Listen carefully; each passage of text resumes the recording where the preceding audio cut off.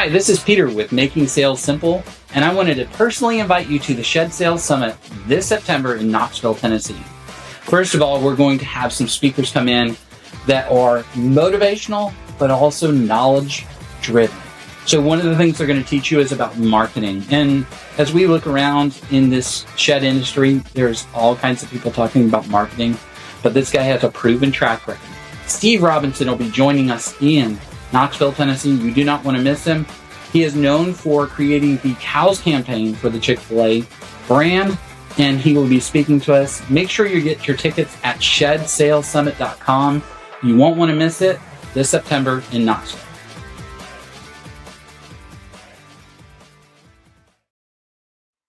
Good morning and welcome back to another episode of Simply Shed Talk Live, where we come to you live from the shed industry. Today we have some special guests with us, but before we get into that, really quickly, if you're watching this live, great. If you're not, go to the Simply Shed Talk Facebook page. Like that page, follow that page, turn the notifications on. We stream live directly to there. Also, the Facebook group Shed Dealers. You can go there and follow, turn the notifications on, and you will get notified when we go live. And we also share into a lot of other great Facebook groups, including the Shed Sales Professionals. Go follow that as well. Without further ado, of course, we have Peter Miller, who is our co-host here. But today we have a special guest for me, that is, and you can see by his name tag there. We have my dad, Tom Boyle, who's going to be our special guest today. And guys, thank you for jumping on today. Well, thanks for hosting this, and Tom, welcome to the broadcast. We definitely are glad to have you here, and look forward to this show, especially from the wisdom and knowledge that you can bring to us. Well, thank you for having me. Yeah, absolutely. So a little bit of backstory about my dad and kind of why we have him on the show today is my dad has a long career ever since I was a little baby in the retail industry.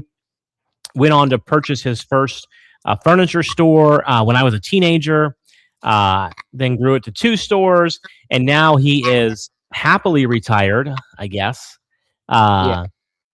Okay, happily retired. And so a lot of experience in starting a business. And I wanted to talk about, for the next couple of weeks, about starting a business, the kind of how to do it, the pros and cons of doing it, tips and tricks to doing it. And with that being said, we would love to have your feedback on that, if you have experience with that. But without further ado, Dad, or Tom, I don't know how I should refer to you on this podcast or this live stream. But either way, tell us a little about yourself, how you got started in retail, and kind of where the journey began. Okay.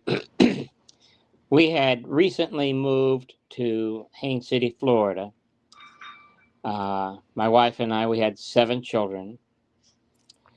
And I was desperate, in need of a job. So I prayed to God to give me a good paying job, one that would work out well. And I did get a good job.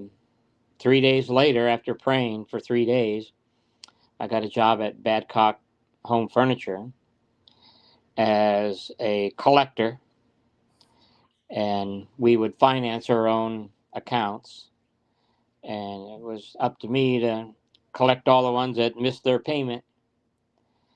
And I told the Lord when I got started that I was going to do the best job I could. I was going to work so hard.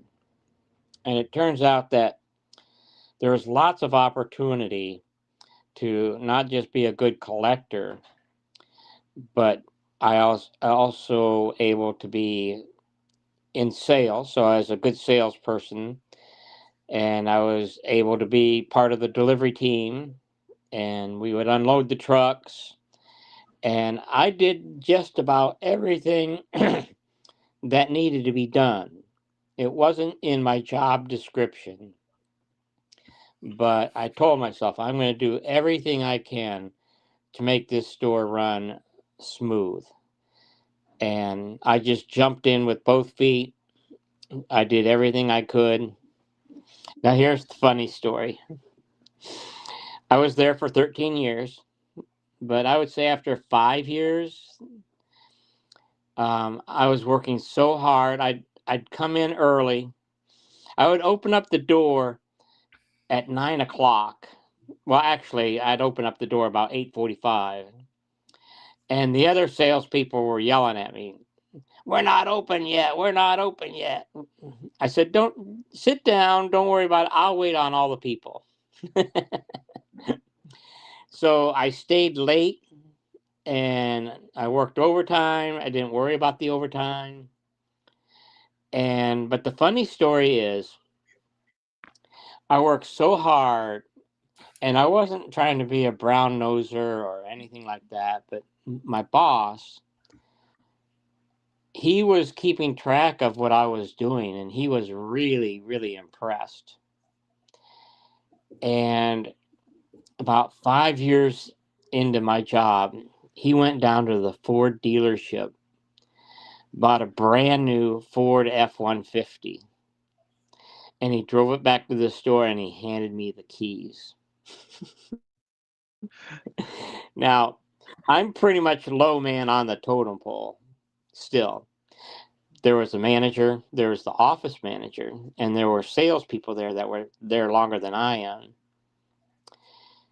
And he gave me a company truck to drive back and forth from work. I could use it anytime I wanted to. And the green-eyed monster of jealousy was so strong. The office manager and the store manager were so jealous. It's like the whole atmosphere in the store just changed. It's like we used to be really close and friendly. Now they're so jealous. But I wasn't trying to up anybody. I was just trying to do everything I could to do my best. I was the best collector, the best salesperson, the best delivery guy, and I just wanted to be the best. And then I started getting raises, and I'd get a raise about every 3 months. And at one point, I had gotten so many raises that I would always keep my paycheck stub, in my desk drawer at my office chair or at my office desk. And on my day off, they went through my desk and found those paycheck stubs, and they realized I was making more money per hour than they were. And the only way I found out about it is I came back and I looked in my drawer and I could see that the paycheck stubs had been disturbed, and the atmosphere just really grew quiet. It's like they knew I was making more money than they were, and all I did is just work hard. And there's so many people out there that, well, that's not my job description. I never had that philosophy. Everything was my job description. Delivering the furniture, cleaning the warehouse, making the sales, doing the collections. Whatever I thought needed to be done at that moment, that's what I was doing. Coming in early, staying late. And then, after being there 13 years, I was completely satisfied with where I was at. I could have stayed there till I retired. But after 13 years, my boss had a best friend, and he had 4 stores. Hey, and he was just, what's that? yeah, before we get into that, I know what's coming next, but just wanted to jump in here really quickly, and kind of a little backstory even behind that was, I remember, I don't remember, I was like 2 years old when this happened, when he first started, but the story, I remember hearing the stories is, we were at that time was, my dad had just moved new to the town. We were pretty we were pretty poor at that point. And this goes to everybody out there that's working a job that wants to move up, and you're asking questions on how to get there, how to be, successful. And a lot of it comes down to simply working hard, standing out, not asking for stuff. And I think it was with a podcast with you, Peter. I heard Shannon the other day say, success often finds you in work boots.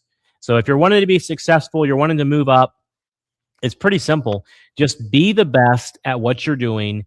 I remember when I was a kid going to work after hours. My dad, he'd bring all the kids in. There was 7 of us.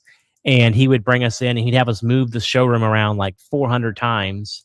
And I remember at times he would say, don't tell the boss, that we're doing this. And I even remember times when my dad had a paper route after hours. It was like he would work from like 8 to 7 at the furniture store, and then we would go out and deliver papers from, I think it was like 11 to 2 a.m. or something.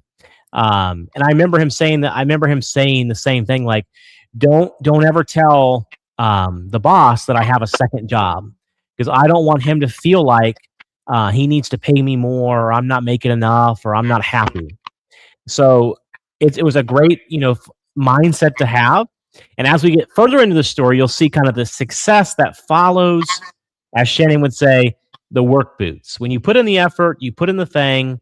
And so hopefully this will motivate you guys if you're out there, whatever, level you're in, is just keep giving it your best, and things will happen. And sorry to interrupt you, Dad. You can go ahead and finish the story there. After 13 years. Yep. Yes, after 13 years of just doing everything I needed to do, my boss had a best friend. He had 4 furniture stores, and he was getting overwhelmed with them, and so he wanted to sell one of them. And there were, 300 different Badcock Furniture employees he could have chose. But he gave me a call one day. I'm just at my workstation. He called me and he said, hey, I've got 4 furniture stores, and I want to give you one of them.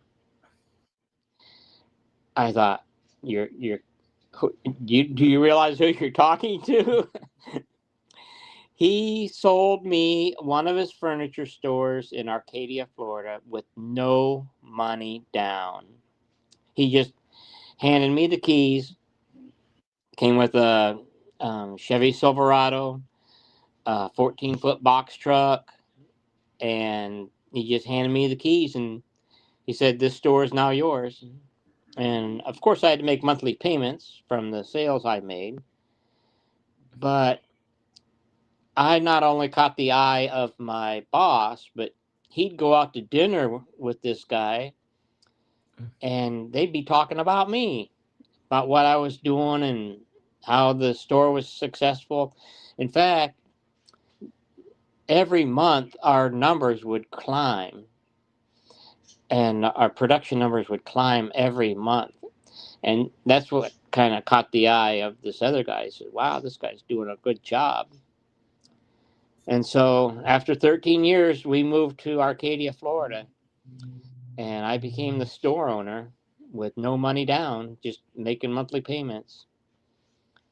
And I kind of told myself this one rule of thumb that I use for my business is, when the customer walks away, let him feel like he got the best end of the bargain, and make them feel like they got a good deal. And that's the way I operated my business. Is, you don't want to try to cheat them and try to get the upper hand. You want to let them think that they got the upper hand.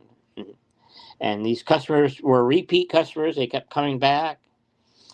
And our store numbers in Arcadia, they kept climbing every month. Our store numbers were getting higher and higher. And pretty soon, I believe there were 300 Badcock stores. And after just a few months, we were in the top 10 for sales volume. And now the home office is sitting up taking a look and say, wow, what are they doing down there in Arcadia? To be honest, I wasn't doing anything different than anybody else except for working hard, treating the customer right, making them feel like they got a good deal. And Was after, was there a particular customer? I know you were there in Arcadia, but was there a particular customer or a particular time that stands out to you? Maybe you said letting them get the upper hand or feel like they get the upper hand, but is there a particular story that maybe that stands out to you from that time? no, they were all treated the same. I gotcha. But So if I could jump in there, I could kind of give the some of those. One of the things about my dad and being in sales and kind of what makes a great salesperson is my dad loved to talk to everybody, and he always wanted this. It never happened, but he always talked about it. And one of his like dreams was to when a customer walks in the door, it automatically, I don't know if I'm going to quote this right, but it automatically plays like celebration music and like balloons come up or confetti comes down or something like that. He always talked about doing something like that to make that customer feel special when they walked in the door. The other thing that stands out, one of the things that he was really good at is remembering people's names and making them feel special by when they would come in. He would halfway when they're halfway down, when they're 20 feet away, he'd be like, "Hey, Barbara, good to see you." And sometimes he would do it, and he would like if he didn't know their name, sometimes he would just guess, and it would create a good laugh. Like, "I'm not Barbara." But it was a way that I guess he would remember it for the next time. But that was one of the things that kind of stands out in my mind, seeing my dad in the retail space, in retail sales, pretty much my whole upbringing. My dad was in retail, and it's taught me a lot of things about selling, retail, taking care of customers, and that your name is the most important thing, your reputation. But sorry, you can continue on there, Dad. all right, well, I want to backtrack a little bit after what you just said. The when I was an employee at the Haines City store, I would do my best to learn everyone's name. Everybody likes to hear their name. And a couple times people would walk in and I'd say, "Hey, Jim, how you doing?" And he would say, "No, my name's Carl." And after Carl left, all the other sales employees would horse laugh me. And they would just make fun of me. But when Carl came back in the next month, I'd say, "Hey, Carl," because I learned. And when it came time for him to buy the furniture, he goes, "Oh, no, I want to see Tom." Maybe I was in the back room or something, and he's ready to buy his new furniture. "I want to see Tom." Now all the horse laugh was stopping because it took practice to learn everybody's name, and I made mistakes. But like Andrew said, I just played along with it and made fun of it. But I learned their name. And when they were coming in, if another salesperson caught them, they'd say, "Hey, mister," or "Hey, miss, how you doing?" They didn't know their name, and they knew it. But when Carl came in, I said, "Hey, Carl." And we got that relationship going. And I'd learn about them and say, "How's your kids doing?" And I made it personal. And so, but I made some mistakes, but it paid off in the long run. And so, back when I was a store owner in Arcadia, I did the same thing. I learned everybody was new, but I learned their names as fast as I could. And names mean a lot to somebody, and I just treated them right. So my store numbers started climbing higher and higher every month. And now the home office is sitting up and taking notice. I was in the top 10 from where I started. It's like, this is craziness. And we just became so successful. After 5 years of running my own store successfully, every month our numbers were up. They would send in executives from the home office just to spend half a day with us to find out what we were doing. And they'd all come in and say, "What are you doing different?" And I'm thinking, nothing. I don't think I'm doing anything different. But they said after 5 years, they called me and they said, "We want to give you a second store with no money down." It's like, you're kidding me, right? So I got my second furniture store after 5 years, and I turned the first furniture store over to Andrew and his brother Gary, and they were very successful. They took what I gave them and then just skyrocketed. And the new store they gave me was in Port Charlotte, Florida. And I remember sitting there. There was a transition period before I took over the store. They had to do an audit, and I had to be present. There was one day during the audit when I'm sitting there, there was one person that came into that store. One person, and they didn't buy anything. They just looked around, left, didn't buy. And I'm thinking, no wonder these people wanted to give me this store. It's about ready to crash. And I got that store, but wouldn't you know it, before long, every month my numbers were climbing higher and higher. I'd get all these awards. We had an annual business meeting, and they would give out awards. And now I'm getting all of these awards for achieving so much sales and so much efficiency. It's like, you got to be kidding me. And pretty soon, almost everybody in Mulberry, the home office, they knew my name. They knew who Tom Boyle was.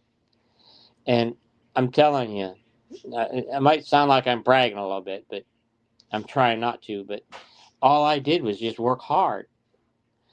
Yeah. Learn customers' names. So I think it was the last Shed Sale Summit. Jim from JMag said something to the effect of, you want to go from a $10 million business to a $25 million business.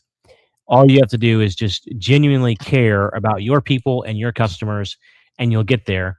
And that's really what it was in my dad's story, in our story, how we grew so big, so fast. What's that? We genuinely cared about our people, and we had a great culture in our company, and it was just nothing special. It was literally just going above and beyond, caring for that. And as my dad mentioned, I can't help but put a plug here. Some of the big conferences we had back in the furniture business were in Daytona Beach. And a quick plug, February 22nd through 25th, we're going to be having the National Shed Show in Daytona Beach at the convention center. The hotel is located directly on the beach. It is going to be a fun-filled week. We have all kinds of cool stuff planned. This is a family-friendly event. We're going to have all kinds of activities and stuff for the kids and for the big kids as well. Not sure if Peter will do some of them because, some of them might involve heights. But go to nationalshedshow.com. We'll also be hosting the Shed Sale Summit for that year on Monday.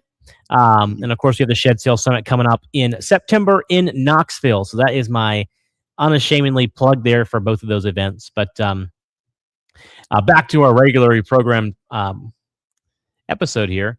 But so, Dad, if you would if someone is in that position where you were I don't know, 17 years ago, working that job, and maybe they don't see that they're going to be this owner or be able to retire. And what kind of advice would you give them of someone that's kind of just starting out in the shed industry, or working at a lot? What advice would you give them to where they can have continue to grow in the industry? Many employees that work for me, and I noticed a common denominator, and that was some employees were only interested in what's in it for me. I had one lady, we were busy at the store. Everybody had a customer. One lady, a customer walked in, and one sales lady said, "Oh, I'm going to lunch." We were swamped, and customers are walking in, and she's walking out, passing this customer, like, "I got to go to lunch. It's my lunchtime." They all wanted to know what was in it for me, you know. And some of them were asking for raises, and that's not how you do it. You don't worry about yourself. You worry about the business. What's best for the business, not what's best for me. And I don't know if you can actually erase that mindset, but you just want to stay away from those people. But your mindset needs to be what's best for the business, not what's best for me. That reminds me of growing up with my dad, which is since passed. He would tell us when we were getting ready to go into the workforce, he says, it's not about your paycheck. It's about making the company better. Your job is to do whatever makes the company more money and makes it better. That was what he told us before sending us off into the workforce. It wasn't about, oh, well, when's your next raise? When's your next, when are you going to get excelled into that next position? And I think that correlates very well with what you just said there. And I think going back to the shed person, I started in sales, working for Andrew and Gary at a shed lot in Arcadia, Florida. And that's where I started. I didn't know anything about sheds. I didn't know anything about carports. And I just start digging in and growing. And, 6 years later, then I had the opportunity to start my own business. So it kind of shows how that correlates together. It was just put your head down and start grinding and work. Don't complain. The complaining doesn't help anything. At least to your bosses, for sure. I don't know if you ever complained at home, Tom, or not, but I would imagine not. But that if you're in the shed industry, if you're a salesperson sitting here listening to this, quit worrying about your raise. Quit worrying about how you're going to get to be the manager of the location. Do what you best possibly can in the position that you're at right now, and don't worry about the others. It'll fall into place if you're doing the right thing.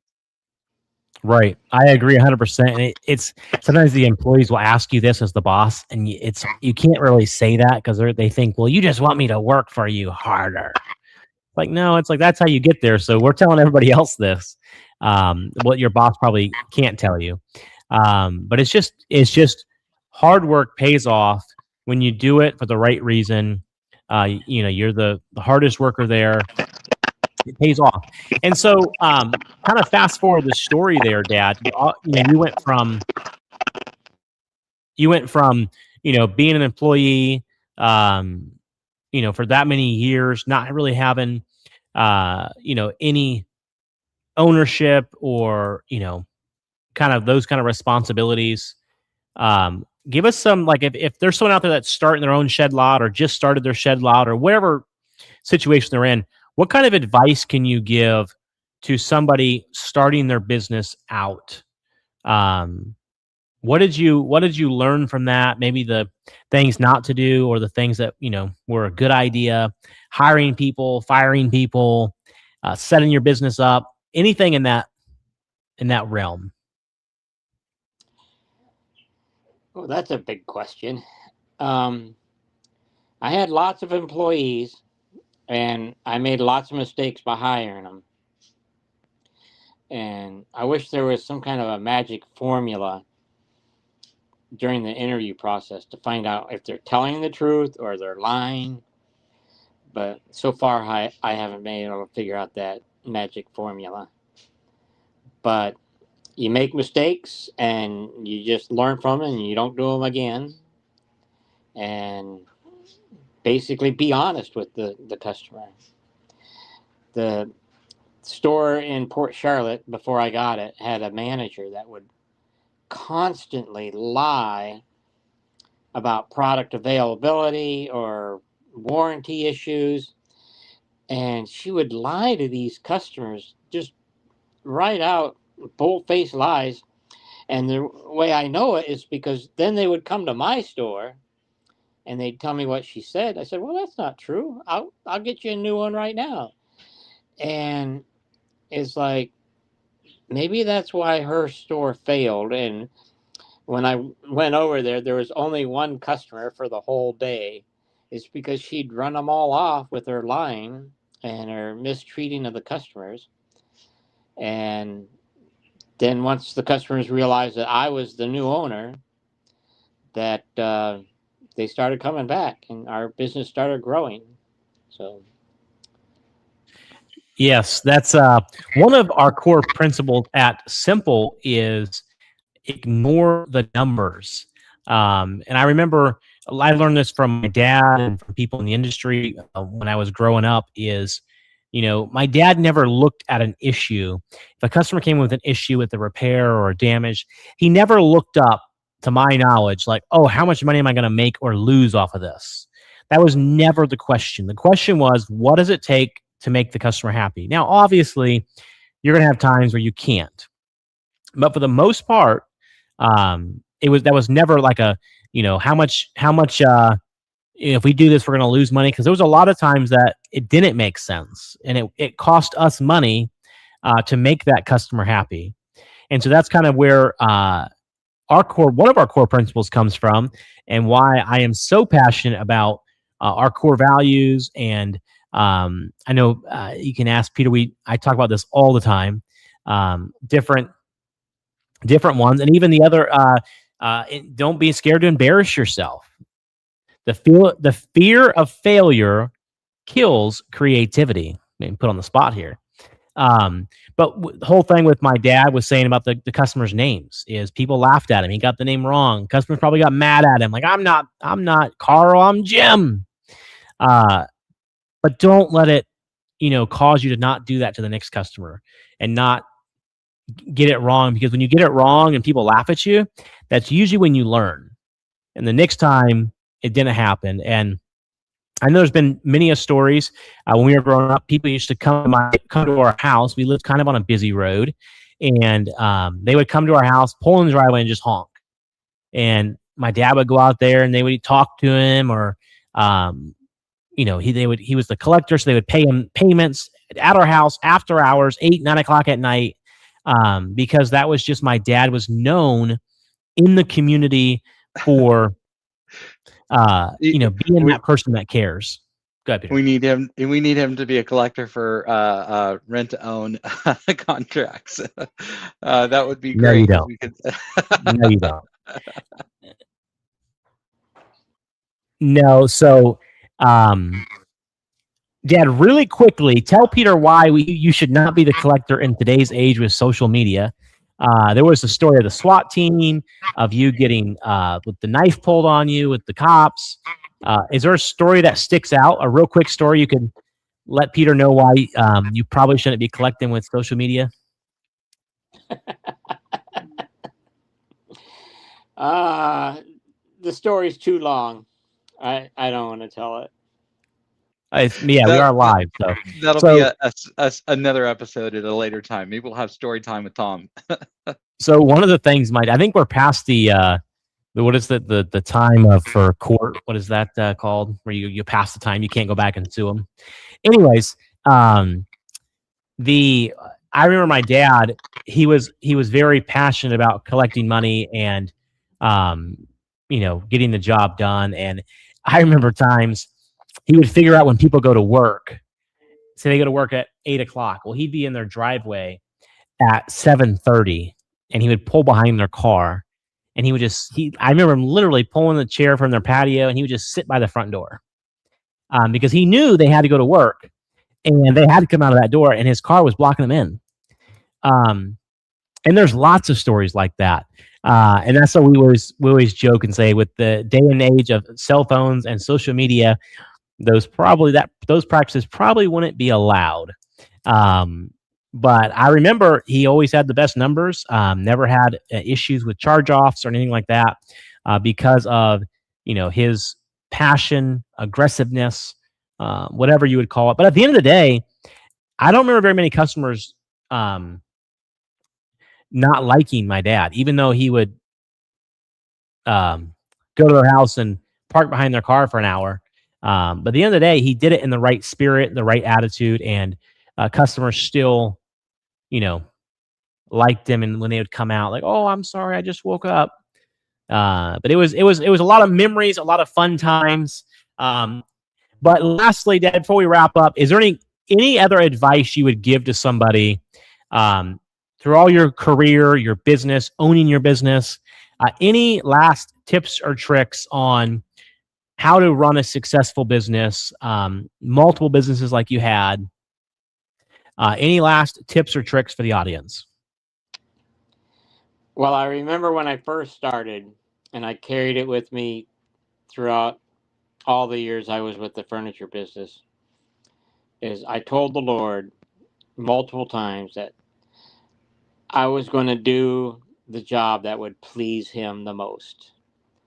And I wanted to please God. So everything I did and everything that I would strive to do is I wanted to please God. I wanted to give him a good name, and I wanted to glorify God. So I guess that's my one piece of advice. It sounds like great advice. That is great advice. And I do appreciate you taking the time to get on here. I know you could probably talk for hours on here, and our audience would definitely learn a lot and be able to take from that and use it in their own business. But thank you for taking the time to hop on here, and I'll pass it back over to Andrew. Yes, absolutely. Thank you both for being on here today. Dad, thank you for sharing some of your stories. And if you are out there and you are just starting out, or wherever stage you're in, just give it your all. Go above and beyond, and success will follow. Will find you in work boots, as Shannon would say. But lastly, don't forget to follow the Simply Shed Talk Facebook page. Also, the Shed Sale Summit is right around the corner in Knoxville, Tennessee, September 22nd. Go to ShedSalesSummit.com to learn more about it. And then the Shed Show, the National Shed Show, is February 22nd through 25th. Registration is now open. Also, booths are now open. We'll be getting that map uploaded in the next day or two. So go on there, be the first to be able to pick your spot on where you want it. But that is going to be up in just a day or two. But it is live, nationalshedshow.com. We hope to see you guys all at the Shed Sale Summit in 74 days. So thank you guys so much, and we will see you again next week.